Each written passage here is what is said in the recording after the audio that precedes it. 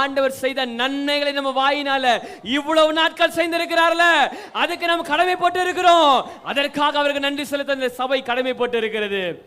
பக்தனாகிய தாவீது தன்னுடைய உயர்வான ஸ்தலத்திலையும் தாழ்வான ஸ்தலத்திலையும் ஆண்டவரை மகிமைப்படுத்தி கொண்டே இருந்தாரு. ஹல்லேலூயா.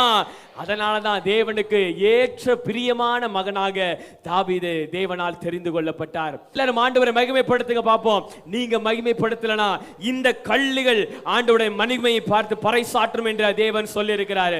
அப்படி இல்லாதபடி ஆண்டவர் நமக்கு கொடுத்த நன்மைகளை நினைத்து ஒரு கூட்ட ஜனமாக சத்தத்தை உயர்த்தி உங்களுக்கு எப்படி எல்லாம் ஆண்டவரை மகிமைப்படுத்த விரும்புகிறேன் தோணுதோ அப்படி எல்லாம் ஆண்டவரை மகிமைப்படுத்த 10 குஷ்டரோகிகளை இருக்கிற ஒரு குஷ்டரோகியை போல ஆண்டவரிடத்தில் நன்மை பெற்ற அந்த மகன் ஆண்டவருக்கு வந்து நன்மைகளை செலுத்தினது போல நாம் எல்லாரும் இந்த வருடத்தின் இறுதி பகுதிக்கு நேராக கடந்து வந்திருக்கிறோம்.